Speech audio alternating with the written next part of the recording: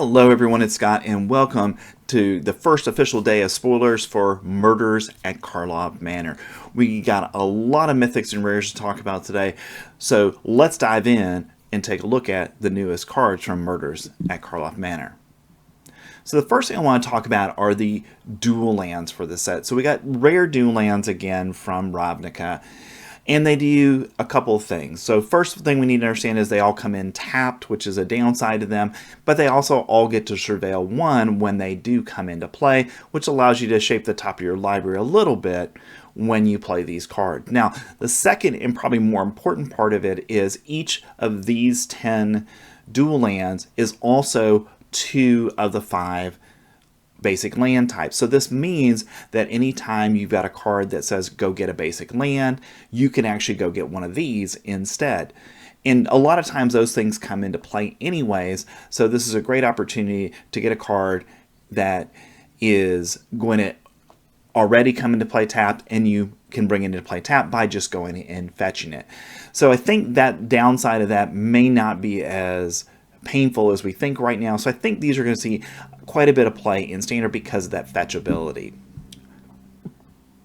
Next we've got Argus Cost, Spirit of Justice for 2, a red and a white mana. You get a legendary creature that's a spirit detective. He's a 2/4 with double strike and vigilance. And whenever Argus Cost, Spirit of Justice enters the battlefield or attacks, choose up to 1 target creature. If it's suspected, exile it, otherwise suspect it. So there are going to be cards from the set that can, in essence, make a card the suspect in the case, i.e. the murders at Karlov Manor. When a creature is suspected, that creature has menace and can't block. So it takes away their ability to block. It does give them the advantage of having menace, but I think the benefits are going to be outweighed by that cost. Okay, now in terms of cost, I think this is a very powerful ability because if you already have a card that's suspected in play on your opponent's side, then when cost comes into play, you just get to exile that card. Okay, it doesn't come back. If cost leaves the battlefield, it's just exile. So a really powerful red and white ability, and a lot of times white doesn't really have some of these abilities. But when we see things like Brutal Cathar do this, if Brutal Cathar dies, then the card comes back. But with cost, it doesn't. So I think that's an important part of why this card is going to be popular in Standard. Next, we've got Aurelia's Vindicator for 2 and 2 white mana. You get an angel that's 4/2 with flying, lifelink, and ward 2. And it also has Disguise. So Disguise is a new keyword in the set. So if you want to cast a card that has Disguise on it for its Disguise cost, first thing you're going to do is you'll play that card for 3 mana in Disguise, and it becomes a 2/2 with ward.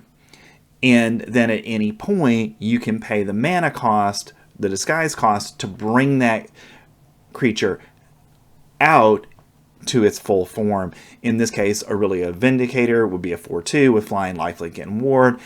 And I think this is going to be an interesting combat situation because you can do this at any point in the game after a creature has entered the battlefield as a disguise with a disguise ability on it. So in Aurelia Vindicator's case, her disguise ability is X and 3 and a white mana. And whenever Aurelia's Vindicator is turned face up, exile up to X other target creatures from the battlefield and or creature cards from graveyards. And when Aurelia's Vindicator leaves the battlefield, return the exile cards to their owner's hand. So I think this is an interesting card because I see it as an offensive and also a defensive card. I see it as an offensive card because say your opponent killed a couple of your creatures and you want to get them back and you feel like, well, they're probably going to kill my Vindicator fairly quickly. So let me pay a couple extra mana when I reveal it, when I take off its disguise, and then those cards are going to come back to my hand. On the flip side of that, on the defensive side, this is a great way to go ahead and exile troublesome creatures that your opponent has. And as long as you can keep Aurelia's Vindicator alive and on the battlefield, you will be able to keep those cards out of play. And again, one cost for that doesn't, 1 mana for either taking a card out of a graveyard or off the battlefield, and eventually potentially getting them back, I think more than covers the cost of it. And her cost naturally is 4 mana anyway, so in the mid to late game, I think this is a great card to play that can have a real significant effect on the overall game state at that point. Next, we're going to look at a couple of our guild leaders. First, we've got Etrata, Deadly Fugitive for 1, a blue, and a black mana. You get a legendary creature that's a vampire assassin. Etrata has Death Touch and is a 1/4. And face down creatures you control have 2, a blue and a black. Turn this creature face up. If you can't exile it, then you may cast the exile card without paying its mana cost. And whenever an assassin you control deals combat damage to an opponent, cloak the top card of that player's library. So let's talk about the cloak ability first. So cloak is just like disguise. So a card that's cloaked is you take the top card off your opponent's library and you get to place their card on your side of the battlefield. It becomes a 2/2 with ward. And with the Etrata's ability, later you can flip that card. If it's a creature, you pay 2, a blue and a black, and you get the creature. Or if it's a non-creature card, you can then flip it over and then exile it and then play that card without having to pay the mana cost. So I think Etrata has a tremendous amount of upside in Standard, and this, along with like Preacher of the Schism as a combination of cards, I think could be a pretty powerful start to a deck in Standard. Next, we've got Tristani, 3 Whispers for a white, a green, and either a green or a white mana. You get a legendary creature that's a Dryad. It's a 4/4 with 3 abilities. So you can pay 1 and a green, and then target creature gains Death Touch until the end of turn. You can play a white or a green, and target creature gains Vigilance until the end of the turn. Or you can pay 2 and a white, and target creature gains Double Strike until end of turn. So I really like what Tristani's abilities are here, because really I can pay a little bit of mana in the mid to late game to give one of my creatures one of these abilities and make it more powerful, especially like the Double Strike ability. I can see if you've got some flyers in the mid to late game, you're going to be able to fly over, do damage, and your opponent can't do anything about it. So you pay the 3 mana, you give it Double Strike. So instead of doing maybe 3 damage, it does 6 and helps to very quickly extinguish your opponent's ability to play the game. So I think this will find a place in a Selesnya deck. It's just kind of what cards are going to be there to support it, and I think that's going to be the question that we've got to figure out right now.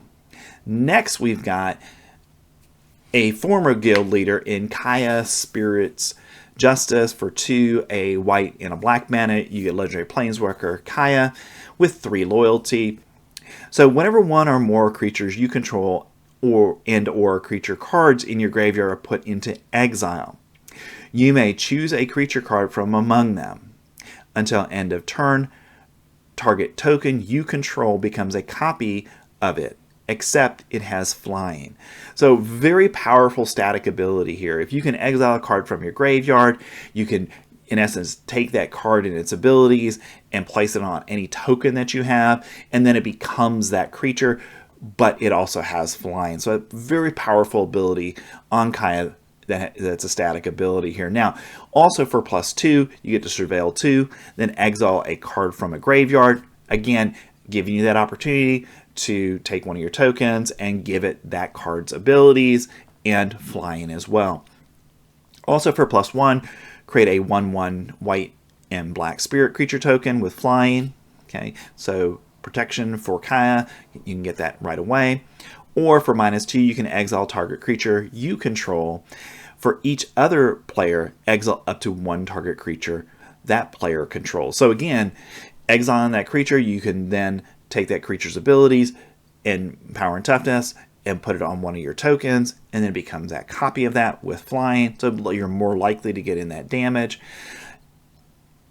And maybe you're in a situation where blocking at that moment is not going to work, or attacking at that moment with that particular card isn't going to work out, and it's kind of stranded at that point on the battlefield. It's nothing more than a chump blocker, and this is a way to get around it. Plus, you get the ability to take out one of your opponent's creatures with that. So I think that when people play Kaya, their first move is either going to be to create that 1/1 spirit creature token to give Kaya some protection, or you're going to exile one of your creatures and one of your opponent's creatures and use that to take out the most troublesome card on your opponent's side, and then get the advantage of the creature you exiled by putting those abilities onto one of your tokens, and then going from there. Next, we've got Massacre Girl, Known Killer for 2 and 2 black mana. You allege a creature that's a human assassin with Menace, and Massacre Girl's a 4/4. And very importantly, she has a very important ability. Creatures you control have Wither. They deal damage to creatures in the form of -1/-1 counters. Whenever a creature an opponent controls dies, if its toughness was less than 1, draw a card. And because all of your creatures have the Wither ability, it's going to be very likely that every time one of your opponent's creatures dies, you're going to get to draw a card, because you're going to be able to trade better than they will in combat. And anytime your opponent blocks one of your creatures, whatever damage that creature takes is going to be in the form of 1/1 counters. So even like a Sheoldred that blocks, if it blocks a 3 power creature, well, it's going to get -3/-3. So now it's a 2/3 and a lot easier to deal with, because even something now like a Cut Down would be able to take Sheoldred out. So Massacre Girl, I think, is a card that has a place in Standard. It's just building the right deck around it to really take advantage of that Wither ability. Next, we've got the pre-release cards from Murders at Karlov Manor. So these 3 cards, Melik, Reforged Researcher, Voja, Jaws of the Conclave, and Tomek, Wielder of Law, are going to be available only in pre-release kits. And you can't play them at the pre-release event, but they are going to be standard legal cards. So let's take a quick look at them, and let's talk about their standard playability. So Melik is a legendary creature that's a weird detective. Melik, Reforged Researchers, Power and Toughness are each equal to twice the number of instants and sorcery cards in your graveyard. The first instant or sorcery spell you cast each turn costs 3 less to cast. So if you're in a Izzet Spells deck and you want to have some more powerful spells as part of that, I think Melik fits into that. Now, obviously, you're not going to get Melik out probably until turn 5, but in the mid to late game, that ability to reduce the cost of a powerful spell by 3 mana could really make all the difference in winning or losing a game. So I think this has a place in an Izzet Spells deck. Next, we have Voja, Jaws of the Conclave for 2, a red, a green, and a white mana. So we got Naya colors here. For a legendary wolf, that's a 5/5 with Vigilance, Trample, and Ward 3. So a very powerful creature. Whenever Voja, Jaws of the Conclave attacks, put X +1/+1 counters on each creature you control, where X is the number of elves you control. Draw a card for each wolf you control. So Voja is, I think, supposed to be in an elf deck. And we've got enough elf cards at this point where creating an elf tribal deck, or a deck that has a lot of elves in it, to get these extra abilities and extra counters, I think is a very powerful ability. Now, is this going to be, a 4 of it in any deck? No. But I think in the right build of a deck that is centered around elves, I think this is a great top end to then hopefully allow all of your creatures to go over the top and win the game. Lastly, we got Tomek, Wielder of Law. For 1, a white, and a black mana. You legendary creature that's a human advisor, and Tomek is a 2/4, and he has affinity for Planeswalker. The spell costs 1 less to cast for each Planeswalker you control. And Tomek also has flying and vigilance.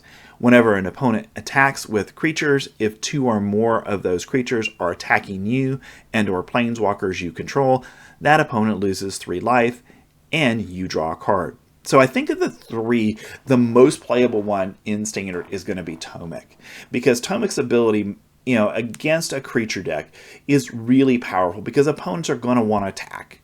And, attacking with one creature into a 2/4 body probably isn't going to go well for your opponent most of the time. So they're going to attack with 2, 3, 4 cards. And the result of that is that they lose 3 life and you get to draw a card. So very powerful ability on Tomek here. And as a result of that, I think any Orzhov deck that we see form in Standard, Tomek's going to be a part of that. Next, we've got Case of the Ransacked Lab. For 2 and a blue mana, you get an enchantment that's a case. And a case is a new kind of enchantment in Murders at Karlov Manor. Okay, in this case, instants and sorcery spells you cast cost 1 less to cast, and that becomes a static ability, 3 mana, and it'll be there the entire rest of the game.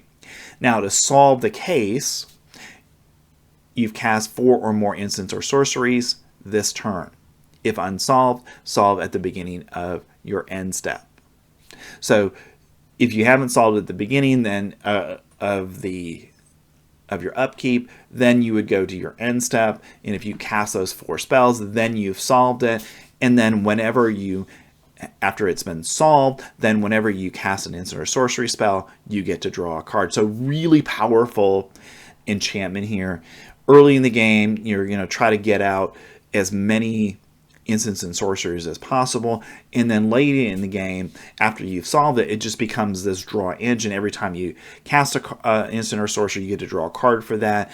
So I think, in any certainly mono blue deck, because we've already got a mono blue deck that uses lots of instants and sorceries, so I can see this as a 2 or 3 of in that kind of deck to lower their cost, but also then once you've solved it, to get that ability to add that additional card draw to work through your deck quickly to go ahead and beat your opponent.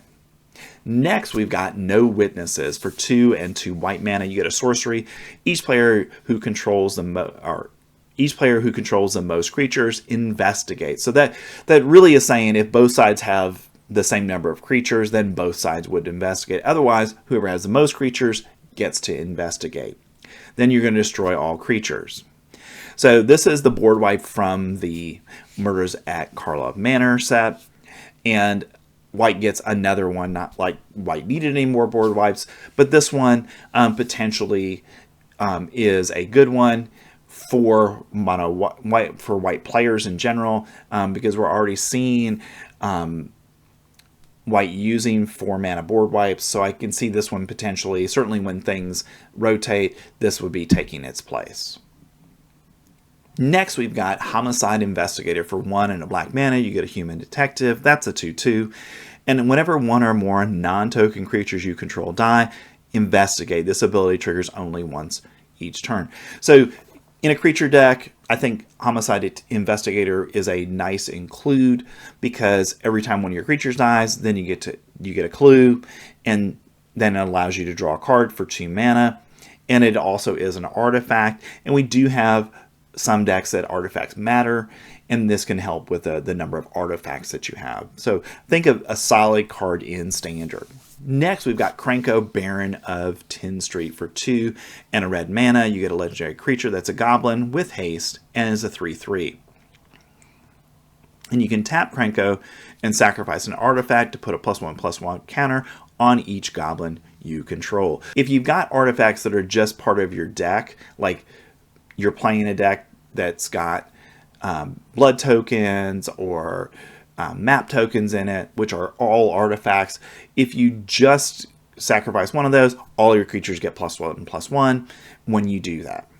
And also, whenever an artifact is put into the graveyard from the battlefield, you may pay 1 red mana, and if you do, create a 1/1 red goblin creature token. It gains haste until the end of the turn. So the other upside of this is if you got extra mana, you do this, and you also get a 1/1 creature as well when you sacrifice that artifact, and all of your creatures that are goblins get a +1/+1 counter. Now, right now, we don't really have a goblin deck in Standard, but they're definitely good black and good red goblins, so we'll see if a deck forms around Krenko in Standard. Alright, next we've got Analyze the Pollen for a green mana. It's a sorcery. As an additional cost to cast the spell, you may collect Evidence 8. Exile cards with total mana value 8 or greater from your graveyard. Search your library for a basic land card. If evidence was collected, instead search your library for a creature or land card. Reveal that card, put it in your hand, then shuffle. So what Analyze the Pollen does is it allows you to go get a land card and put it in your hand, which is very valuable in Standard right now. Okay, it helps to mana ramp you. That way you're sure to hit your land drops. Now, the additional cost of this, of paying the 8 to collect the evidence, is also a great value in the mid to late game when you don't necessarily need a land, but you've drawn Analyze the Pollen. You've got 8 mana value worth of cards in your graveyard. You go ahead and exile those, and then you can get a creature from your deck and put it in your hand instead. So I think this has got a lot of flexibility that green decks are going to want to explore using in Standard. Next, we've got Axebane Ferox for 2 and 2 green mana.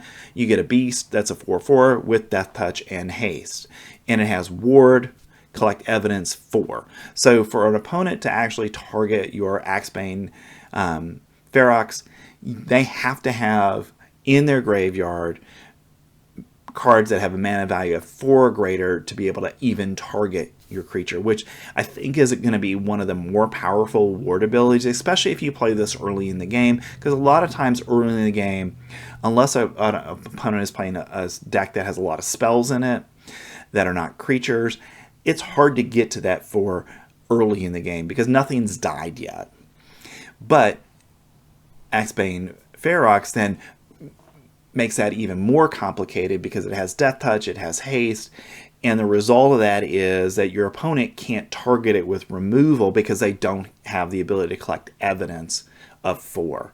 So I'm interested to see where this fits in Standard, because I think the ward ability makes it very much a playable card. Next, we've got a reprint, Assassin's Trophy, for a black and a green mana. You get an instant, destroy target permanent opponent controls. Its controller may search their library for a basic land card, put it on the battlefield, then shuffle. Okay, Assassin's Trophy, great removal spell in Golgari colors. You get to kill anything your opponent has on the field, and they get a land as a reward for you taking out their best card. Okay, not much more to say about it than that. This saw a lot of play during our last time Assassin's Trophy was in Standard, so I would expect to see a lot of play from it again. Next, we've got Sharp-Eyed Rookie for 1 and a green mana. You get a human detective that has vigilance and is a 2/2.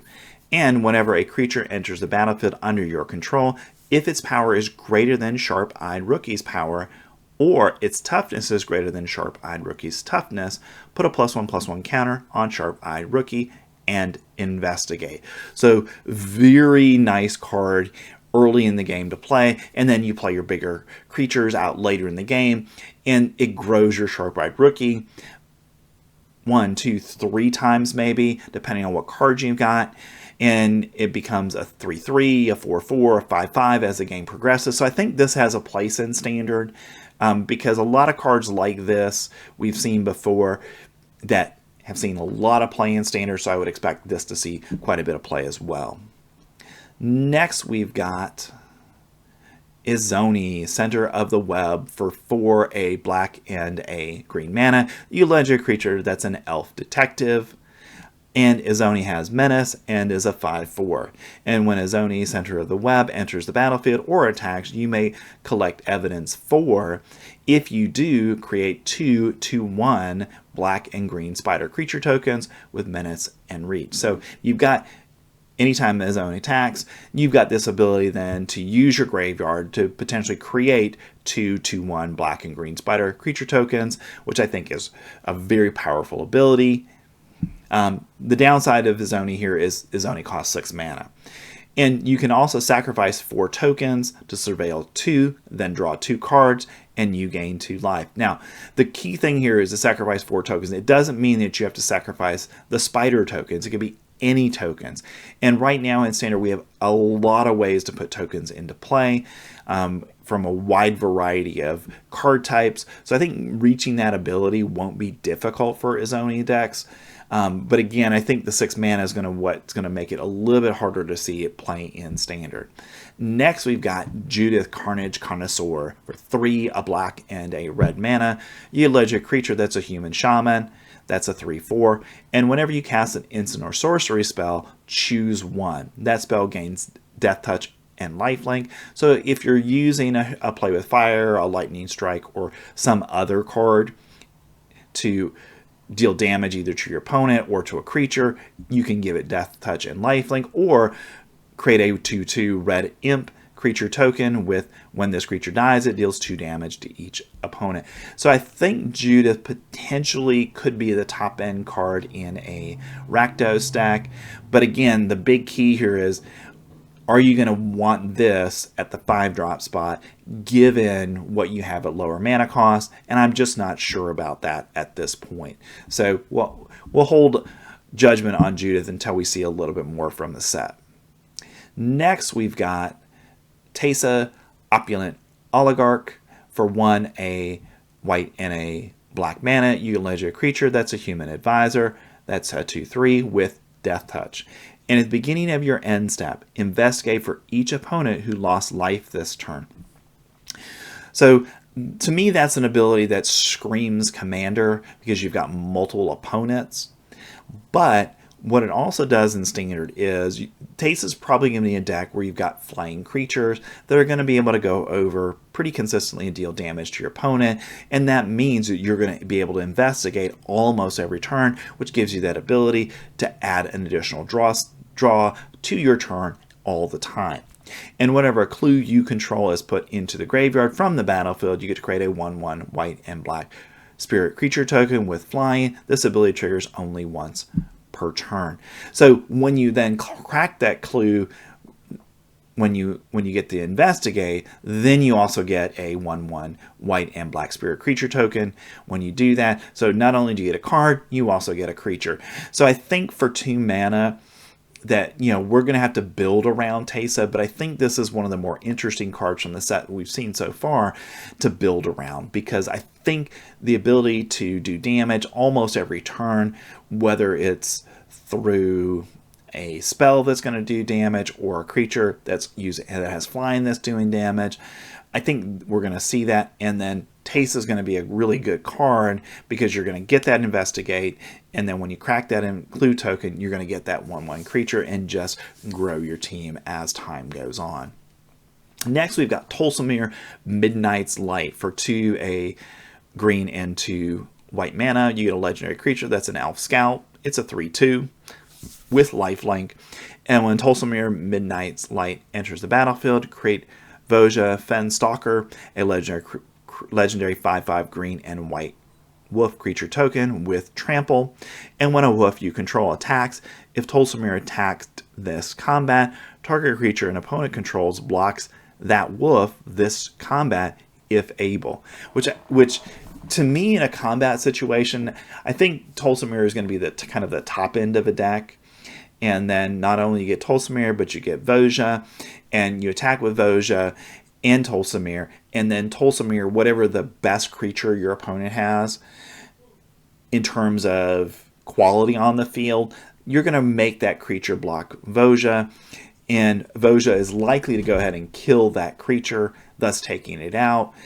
And that could be a very powerful ability in the mid to late game, because now you're shaping how your opponent is going to block rather than your opponent making those choices on their own.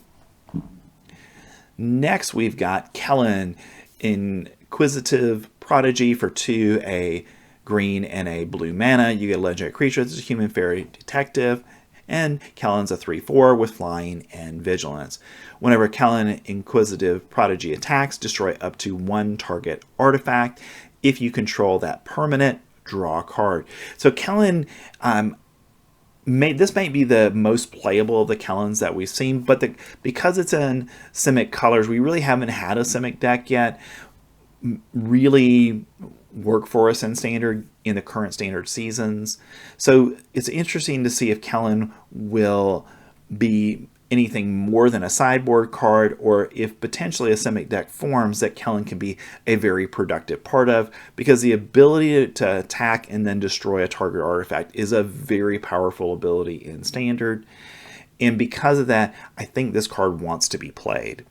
Now, you also, because it's from Eldraine, he also has his adventure, which is Tail the Suspect for a green and a blue mana. You get to investigate. You may play an additional land this turn.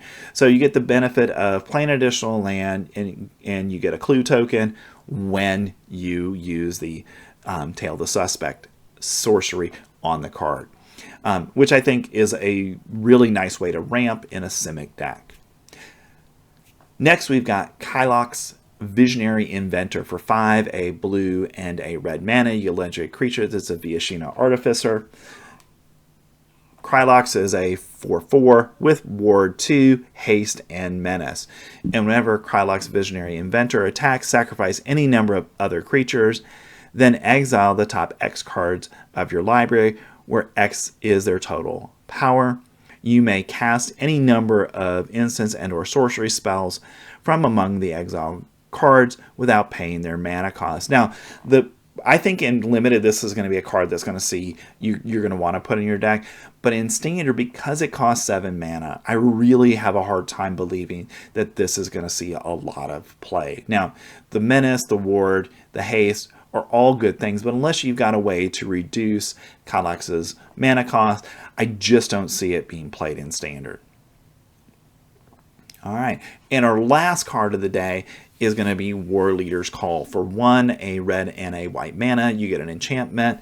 Creatures you control get +1/+1, and whenever a creature enters the battlefield under your control, War Leader's Call deals 1 damage to each opponent. This is a card I want to make sure you guys understand not to sleep on, because I think this card has Standard playability and might be a really powerful card in Standard, because we already have in red, okay, cards like Ohir Axanal, which anytime a red source deals damage to your opponent, if that damage is less than Axanal's power, then you get to go ahead and deal 4 damage to that, or 5 damage, whatever the power is. And War Leader's Call, along with an Axanal or any other effect that increases the damage that would be dealt, I think because of that, this is going to be a very powerful card in Standard, because it's going you get a reward every time you cast a creature by doing that 1 damage, and over the course of a game, that 3 or 4 or 5 maybe additional damage, if you don't have any way to boost that ability, probably is going to help you win the game.